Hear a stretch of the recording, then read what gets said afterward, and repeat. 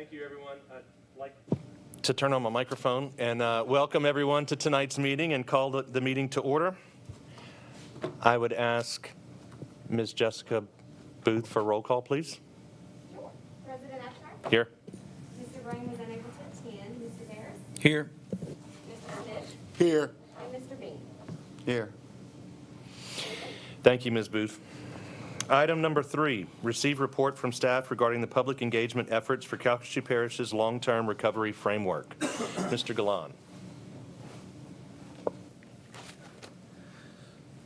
Thank you, Mr. Abshire. Just to give the group a little bit of background, this is the Disaster Recovery Liaison Group made up of Mr. Barris, Mr. Abshire, Mr. Smith, the parish administrator, and Mr. Brame, who was unable to attend.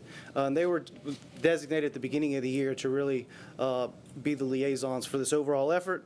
And the other folks in the audience are key to this effort because they've been the boots on the ground, really doing the grunt work, meeting with stakeholders, meeting with the community, and we're going to talk about that in just a minute.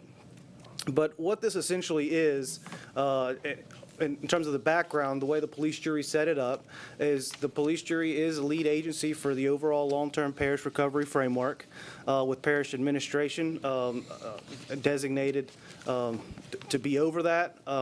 Brian has designated me to be the recovery coordinator, and then under that we have 6 recovery support functions, which are essentially stakeholder groups for key areas: community planning, economic, health and social services, housing, infrastructure, and natural and cultural resources. We have a lot of those representatives here today sitting up front, and they've really been doing a great job to try and reach out within their networks, get public input, get input from subject matter experts in these fields to put together a list of priorities, programs, projects, recommendations that we could essentially have ready in hand whenever those federal dollars do hit. So it's very important to get out front because, as we know, the federal disaster aid package has not been put into a bill or passed yet. So we want to be ready for when that happens. We also have another group of folks. We have FEMA, GOSEP, the police jury representative in charge of grants management, Paul Rainwater with Cornerstone Government Affairs at the federal level lobbying for us, and Pat Forbes and OCD have been heavily involved. We actually have the housing director here from OCD who met with our housing recovery support function just before this meeting. We really appreciate her being here for this meeting and just kind of listening in on what's going on here locally. Again, this goal was set out from the very beginning to be comprehensive and transparent for the overall recovery process. That's where we are. We've had all the materials that we've put together to date are on our parish website at www.calcasieuParish.gov/recovery. We've also had an online survey there for anyone from the general public to be able to fill out, provide any input that they might have on any particular one of those recovery support functions or anything in general that they might have. We know that we're dealing with debris. We know that we're dealing with a housing problem. We're still working on that in terms of the short-term recovery day in and day out, and the folks up here are as well in their regular day jobs as well. But this overall focus for the long-term recovery is to see where we want to be long-term whenever we fully recover, which we fully expect to do. We just want to do it in the best way and most efficient way possible that brings the most value to our residents. This is just a sample of the simple survey, so it's very simple for anybody to go online and fill out. The original deadline to submit public comment was on the 2nd, but when we set this out, we also then got hit by an ice storm, which is terrible, but we were able to say, hey, let's not forget that that's possible here in Calcasieu Parish in Southwest Louisiana as well, and incorporate that in our thoughts for our long-term recovery. So we've extended that deadline until the 10th. Of April, so that allows an additional bit of time for the public to be able to comment. And again, that's another reason why we're here, to give the public an opportunity to say, hey, last call for public comment, please get us your input. It really is important. We've had a lot of good public comments and input, and we hope that assists us in putting together a comprehensive and valuable plan for this community. We've moved that little circle a little bit further along in the process where we are still coordinating our efforts across the recovery support functions to create a plan for implementation. We don't have that plan today. That's not the goal today. We don't want to have that plan before we get as much public input as possible. That's the idea of being transparent in a community-driven process. So in order to do that, we're still gathering input, we're still gathering data, still finalizing that information before we put that into a draft form and present it to our elected officials, our leadership, as well as the general public before adoption by any public agency. The timeline, like I said, has been extended a little bit, so I think that's a sigh of relief for the folks that have been working very diligently on this. It's still an aggressive timeline to be completed with a final plan by early summer. And like I said, we're closing the public comment period until April 10th to go online and do that in addition to this public setting. With that really is the purpose of this meeting, and again, it is for the long-term recovery. We have our staff here to take any questions or comments from the public when it comes to debris or any immediate needs that they might have, because like I said, we're working on that day in and day out, but we also need to have that long-term end in mind. So that's it, and I'll answer any questions before we go into the next item, if you have any. Thank y'all. Thank you, Mr. Galan. Now, item 4 will receive public comment for consideration in Calcasieu Parish's long-term recovery plan. We do have a few speakers, and with these items, we will limit each speaker to 4 minutes. I'd like to ask Mr. Braylon Thomas. Oh, I'm sorry, Mr. Braylon Harris. I just can't read tonight. Mr. Harris, please state your name and address for the record.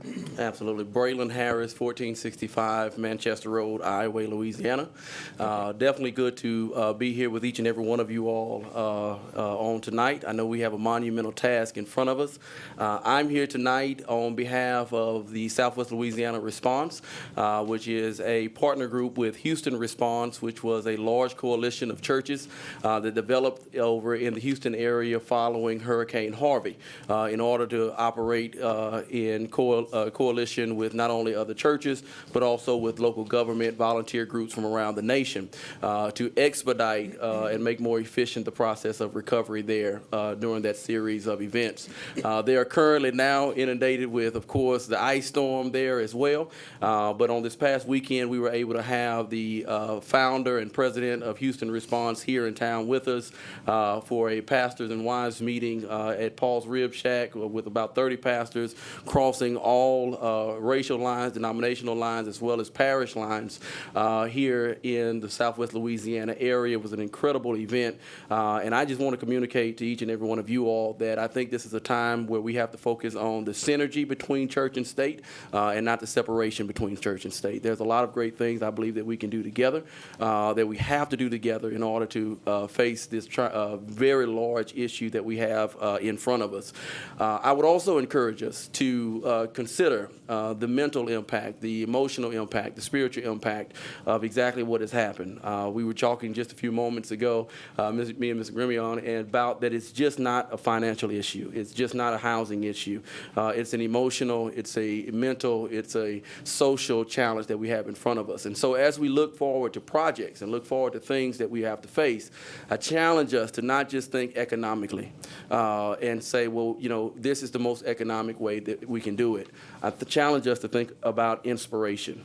That is this project inspirational? Is it going to have an impact on the morale of the people in our community? Because at the end of the day, when we get to moments like these, when we're looking around and there's really no practical path back to normalcy, inspiration is a very big part of it. Morale, community morale is a very big part of that.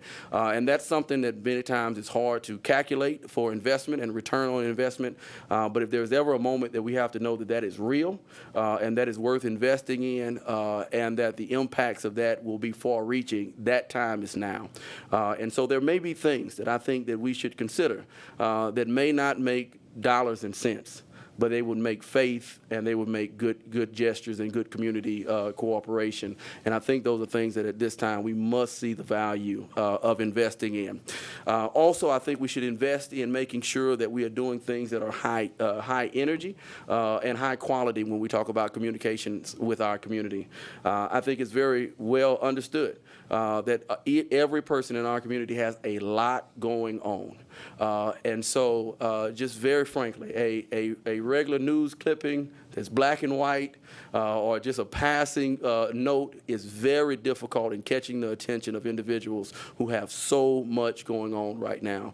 It goes to the thing. It may not make the most economic sense to have high quality, high energy communication going on at this point. May not be the norm, but I challenge us to think about we do have to capture the attention of people who are inundated, overwhelmed, and stretched very, very thin at this point. And so I think it's very important that we ask, does this capture someone's attention? Does this make someone put the hammer down for a minute and listen? Does this make someone move the bills aside for a moment and really pay attention to this information that we're sharing with them? So I encourage us to make sure that we're investing in high energy and high quality communication because there are great distractions between all the challenges that we're facing. I also, lastly, would like to challenge us to take this show on the road. I want to continue to put before everyone that we do have individuals that are in Dallas, in Houston, in Lafayette, in New Orleans, in Baton Rouge.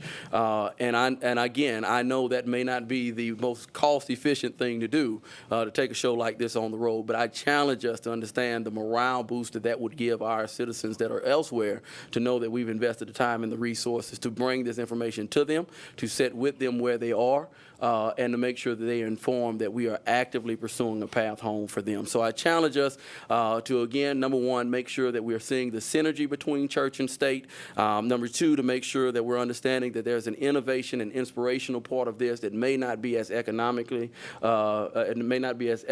as we'd like it to be, but I think it's a very, very wise investment. Number three, to make sure that we're investing in high quality and high energy communication to capture the people's attention because they're so inundated, overwhelmed, and stretched thin. And then lastly, make sure that we're traveling with this information, getting on the road, going meet them where they are to make sure that they know that we are intentional about reaching out to those individuals, especially the children that are missing from our schools and the parents and grandparents that are absolutely wanting to come home, but not sure exactly the way to connect and make sure they can come home the way they'd like to. So again, I yield the rest of my time to whomever may be next, but also want to be sure that you know that Southwest Louisiana Responds and a coalition of over 30 churches across racial, denomination, and parish lines are aligned. We're organized. We're working. We've already done well over 7,000 to 8,000 community service hours. We've brought in well over 1,000 volunteers into the area. We've got another 200 coming this week. So thank you. Thank you.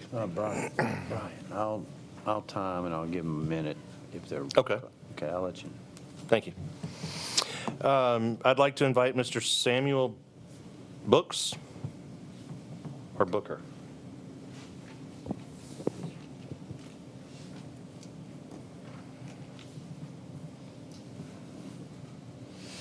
Welcome, sir. Please state your name and address for the record. Thank you, sir. My name is Samuel Booker. I reside at 2709 East General Wainwright Drive here in Lake Charles.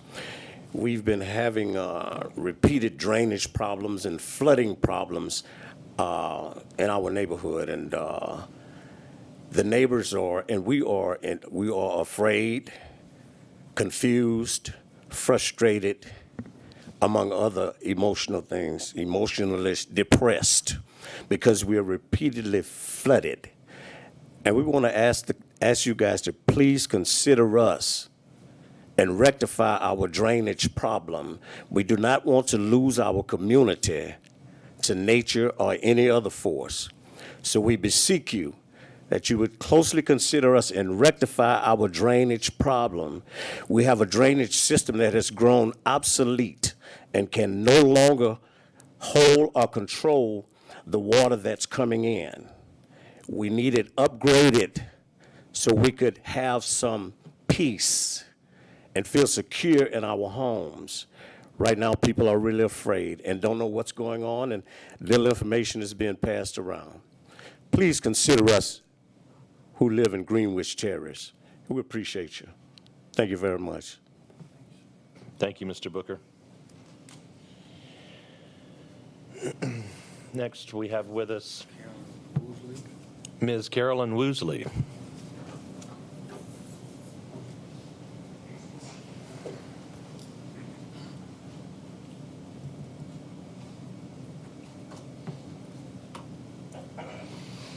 Ms. Woosley, would you please state your name and address for the record? Sure. Thank you. Carolyn Woosley, 117 Peton Street, Lake Charles, 70601. Thank you. Thank you for tonight's forum. Residential building needs to be designed for surviving this place of high wind, high water, and eroding land. There are examples in Lake Charles. One type is the Haitian cottage design. It has two elements. It's elevated for water to flow under the house and not displace the water into the nearby residences, neighbors. Strong surges fairly easily move earth-mounded elevations. You can see examples in Cameron Parish during Rita. It has a hip roof. Winds cannot easily find a way to lift the roof, and there are no broad walls rigidly facing the winds.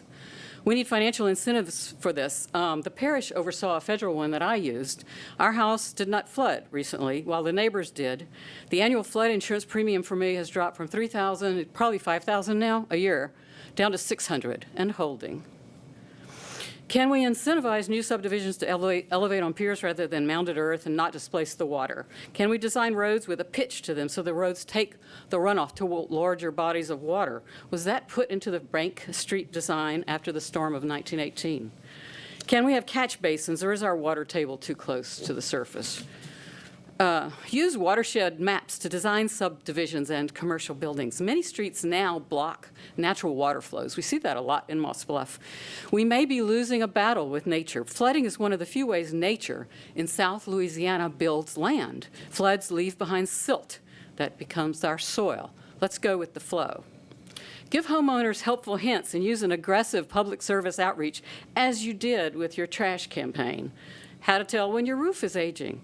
Signs that your water oak is aging. I lived in LA during the earthquake. It was a dreadful experience. We had our building standards ratcheted up, and homeowners expected that. If we don't do that, I can assure you property insurance will. And this will be a problem long term because you cannot have a mortgage without having appropriate insurance. For commercial buildings, study which materials held up and which did not. Incentivize buildings to build back better with storms in mind. We cannot rebuild on the fly. Saving dollars using engineering that failed. Riverbank integrity. Discourage tree and tree stump removal. They are one of the few ways we keep our lake and riverbanks intact, particularly upriver where the economy of sports fishing, et cetera, could be fostered more. Our shorelines are showing signs of stress. I don't care if you're talking about Shell Beach Drive or up the West Fork.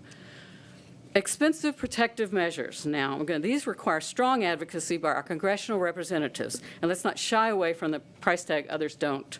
Southeast Louisiana does not. Populated urban areas such as Boston and Manhattan do not. We have the best argument, and we must use it aggressively. Our region is of strategic importance to the nation. That is the argument. That is the phrase. We are home to natural gas, a key transition energy for decades to come. 1 minute. We must forcefully argue this case again and again. No other one will work. Our ship channel Corps calls it a hurricane highway. It dumps directly into this lake. It brings salt to our once fresh ecosystem. Salt kills. We do not water our lawns with salt water. Why water our marshes with it? We need the marshes intact to protect us, for starters. Study the efficacy of our saltwater barrier up north of us. So we at least need to harden the ship channel's walls, and we are doing that. Let's encourage it. For hurricane, design ways to lessen the surge up the channel. This will cost billions, but we need to think in those terms with congressional money because this is a hurricane highway. I have seen ways where we can stop the surge, break the back, and I can give that to you in private. But we have to work in alliance with the port. That must be because we have no authority over them. Cameron Parish will probably not like becoming a flood zone of Calcasieu, and there's an immense price tag. But without it, we're lost. The Intercoastal, a federally built artery of international commerce, eroding at an astounding rate.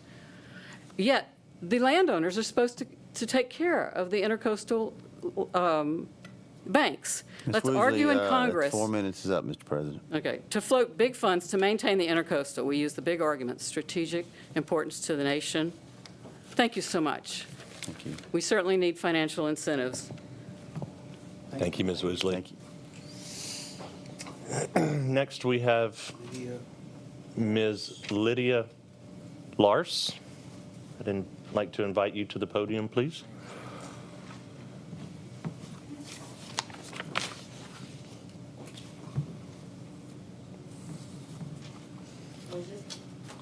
Please state your name and address for the record, ma'am. Lydia Larts, 1716 Wendell Street, Lake Charles, Louisiana. Thank you.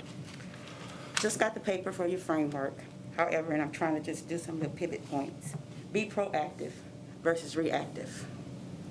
And I'm just looking at your little dots. Individual and family empowerment. Where's your data? Where's your story? Where's the study to show us? Where's your data to show that we are actually seeing this? I don't see it. As a citizen of Calcasieu Parish, I haven't seen your data where you're trying to involve individual and family empowerment. I don't see it. I don't feel it. And then your one about pre-disaster recovery planning. What's your planning in place that you have? We're 62 days out to hurricane season 21. What's your plan? What's the plan that you're bringing to the people about what you're doing behind these closed walls? We have to come from behind the brick and mortar, and we have to go to the community to which you serve and inform the community for which you serve. Okay, create unity. Unity. You're saying unity of effort. My thing is, I haven't seen it. I haven't felt it. Let's make unity an action, not just a word that's printed on a piece of paper to send to the federal government to get dollars. Let's make unity in real spirit, for real, because I don't feel it as a citizen of Calcasieu Parish, 53 years. Psychological and emotional recovery. Where is it? I don't see it. I don't feel it. In my community, my people does not see it. My people does not feel it. My people does not feel as though they are a part of it. It's as though we are left out of the equation to get to the final result that you all are seeking. How do we get there? We need to learn how to solve problems. We give a student a problem on a test, and we tell them to solve it and explain their steps. Well, we have problems. How are we as adults going to solve the problems and explain in steps? How are we going to solve the problems? I don't feel I'm of the community. I'm in the community, but I don't feel like I'm of the community as a whole, as a person. My community is being left out, and I have a problem with that. We have to get to the root of what is the problem. Before we do any of this, you have to make our people feel as though they are a part of. And right now, we're being left out. Thank you, Ms. Lars. Next with us, we have Roshetta Ozane. Roshetta and Dominique together. I'm sorry.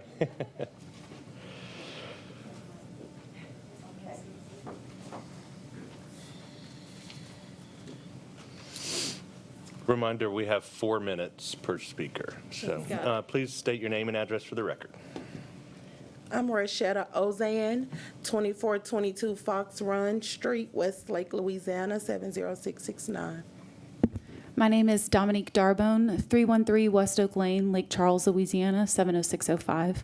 Roshetta and I are going to be speaking today on behalf of the Vessel Project and the people that we have represented. Thank you.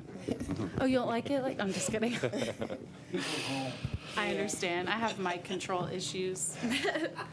Mutual aid is when people get together to meet each other's basic survival needs with a shared understanding that the systems we live under are not going to meet our needs, and we can do it together. Vessel Project is a grassroots disaster relief organization based on the principles of solidarity, mutual aid, and autonomous direct action. We're the Vessel Project. I don't know if you all have seen us in the news, in the newspapers, on Facebook, but Dominique and I met on Valentine's Day. And it's funny that we met on Valentine's Day because we met with a love for our community. And it's just developed. We did not know each other before then. I was on the grounds walking the streets looking for our homeless and our community members who are facing housing insecurities to ensure that they did not freeze to death. That was my only goal. Dominique saw my posts, and she came and met me. Braylon Harris came, several community members, several people who were running for city council, running for mayor. I inboxed them. I didn't know them. I sent them an inbox on Facebook, and they came to meet me at the gas station. While we were at the gas station, we had several of our homeless community members there who had gone through the system that was in place for our friends who did not have a home during the freeze. They had called 211, and 211 had given them a location to go get on a bus, to be bused to a location to be protected from the freeze. We stood out there for 8 hours with some of them. Temperatures were already dropping in the 30s while they waited for a bus. The bus came several times, but if it came and they were not there because they had gone to the bathroom or they had went away to go get somebody else, the bus left them. If the bus came and they didn't have an ID, the bus left them. So while we were standing there freezing ourselves, and I had my then 14-year-old son out there with me, he was freezing. He was like, "Mama, why are you out here?" I said, "I'm not leaving them here with an expectation that a bus is going to pick them up, and then I get home, and then the next day I have to hear on the news that somebody froze to death waiting on a bus." So I walked over to the Studio 6, and I paid out of my pocket for the people who were standing there freezing, waiting Ma'am, on a 1 minute. system that was in place. So Dominique and I are here today just to let you know who we are, the Vessel Project. Hurricane season is coming back up. We're still operating, helping our fellow citizens who are facing these housing insecurities, who are newly homeless since March last year during COVID, since the hurricanes. These people were not homeless before then. We just want to know what's the plan now. Like somebody said earlier, let's be proactive, not reactive. Let's already get this plan in place. These people don't have phones. They don't have cars. They can't get from one side of town to the other side of town to wait on a bus. Much less evacuate for a hurricane. They cannot, you know, and we've been literally on the grounds walking, going into our homeless communities. A lot of them have been abandoned. You know, a lot of them have had to move. So we just want, like she said, a proactive plan in place so that we're not facing what we did during the freeze. Because we can't house 55 people out of our own pockets again. Yeah. Or ask the community to donate tens of thousands of dollars like they did a few weeks ago, Yeah. which is incredible. But we would all like to get on the same page so we can talk to our friends and let them know what the plan is and continue to take care of them together, because it takes all of us. All of us.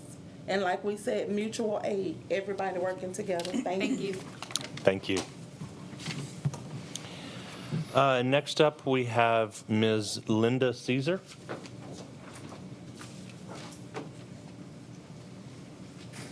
Welcome, Ms. Caesar. Please state your name and address for the record. I'm Linda Caesar. I live at 2616 General Patch in Greenwich Terrace.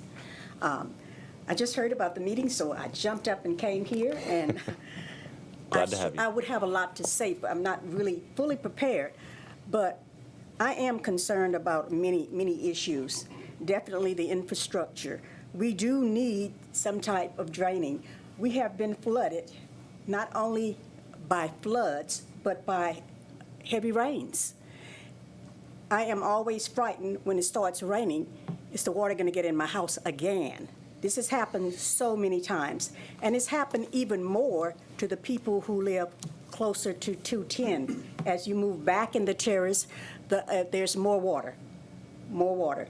Of course, the city itself has a lot of drainage problems, because if you come down Highway 14 Broad Street, I practically lost my car trying to get to work over here at this building one day. But I see that we only have 2 drainage areas on each block. And it's just not, drains, it's just not enough at all. And oftentimes, they're full of something, full of trash, full of debris. We have a whole lot to do. I know we have a lot to do, but we need some help with the drainage. We need some help maybe with home elevations. I know there was talk about buying people out. Well, how are you going to buy people out that are living in a low mid-income community and the houses aren't worth that much? Are you going to give them enough to go buy a house somewhere else? Of course not. So we want some help with keeping our community together.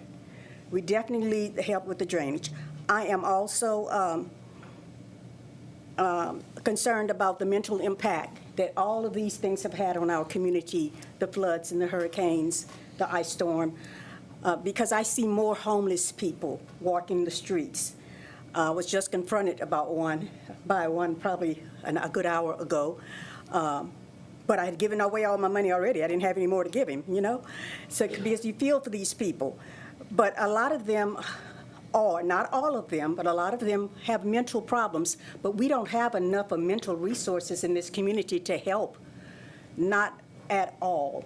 Not at all. We don't have it for the kids, and we don't have it for the adults. But more so even for the kids coming up.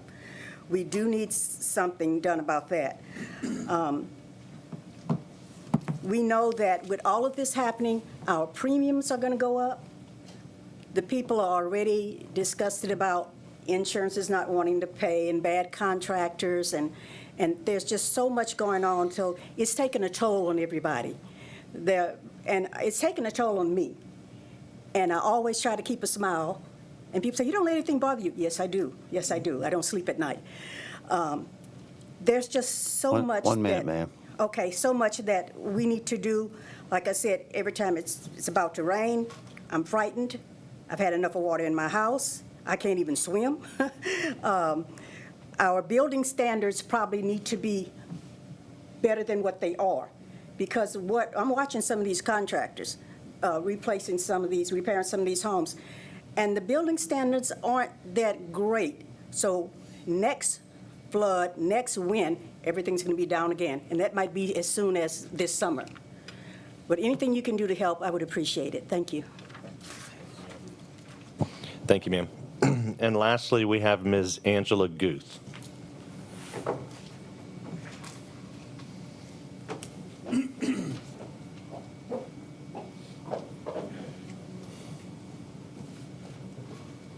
Please state your name and address for the record, please. Take this off. I feel like I can speak better. My name is Angela Guth. My home address is 2412 Tyler Street, 70605. I'm actually here representing the Better Business Bureau.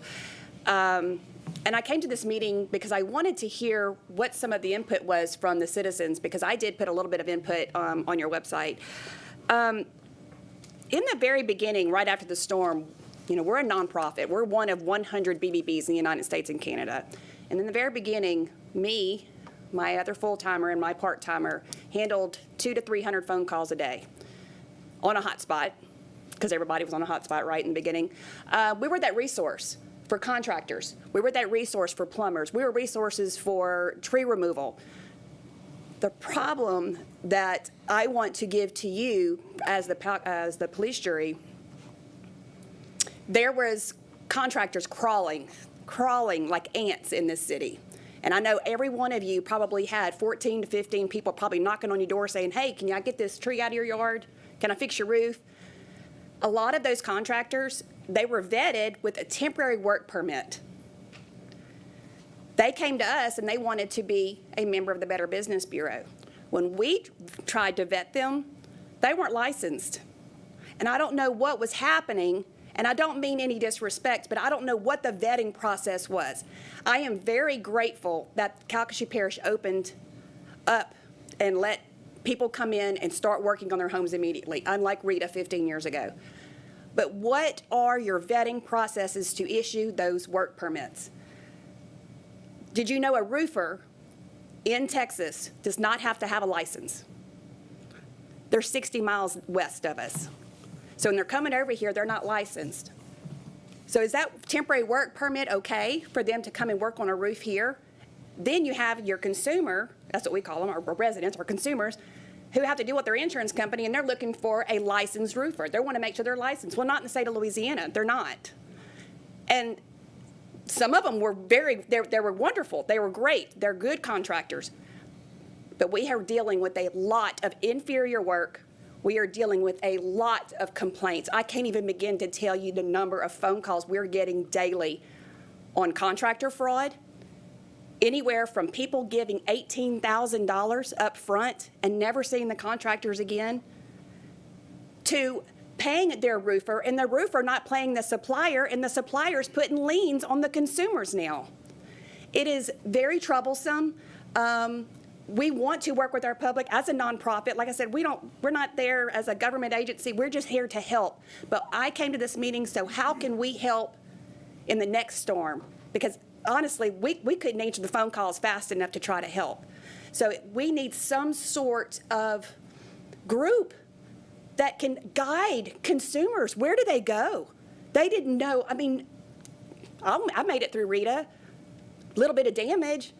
But I mean, if my house was destroyed, I didn't know what to do. I mean, I had an insurance document this thick, and I had no idea what to do with it, let alone the people that don't have insurance and didn't know where to turn. There's got to be some sort of group or advocacy or something to help these residents and know what steps do they need to do first. Don't pay someone to tarp your roof and get a bill for $7,000. Did you get their name? No. They just were there. I was desperate. I needed my house tarped. Over and over and over again, we got those stories. And it's heartbreaking for us because we can't help them because they're scammed. They're gone. They're chasing the next storm, and we'll never hear from them again. So my last thing is communication. A lot of people, I mean, just like us, we didn't have phones. We had to transfer them to New Orleans and Baton Rouge, BBBs, to get us the help. But a lot of people didn't know. If they didn't have a cell phone, if they didn't have internet access, if they didn't have anything, they didn't know what was happening right after the storm. And we got to do a better job of communicating with our community. Somehow, I mean, even KPLC was down. We got to come up with that plan. How are we going to reach our community? Even if we have to set up shops in all different parts of the Calcasieu Parish, for instance. Just let it be a place where people can just pull up and say, what do I do if this happens? And the BBB will be there to help, I promise you. So thank you very much for your time. Thank you, Ms. Guth. I think that concludes our public comments. And I want to just say thank you to everyone who came out to speak tonight, and know that these comments are incorporated into the different groups that are meeting to discuss the various issues, and that we hear your concerns, and we're working to develop a plan to hit the bullet points on our recovery framework. So, Mr. President, if I could, yes, just sir, please help with a reminder, if Mr. Galan could state again the new deadline, which has been extended for any public input, and how people can communicate related to this matter. Sure. Thank you. Again, you can go to calcasieuParish.gov/recovery to put in any of your public comment, even for the folks that are here today. If you'd like to add additional commentary, we certainly welcome it, but we will incorporate this into the public comment section.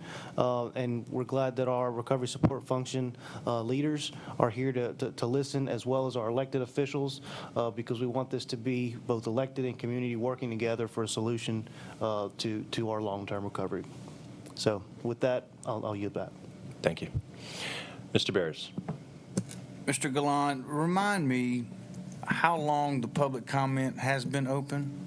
When did we first make that available? The public comment opened on March 2nd, and it'll be open until April 10th. So 28 days, we've already had that open? Yes, and we received a lot of public comment. Okay, good deal. Yeah, so it'll be over a month of public comment period.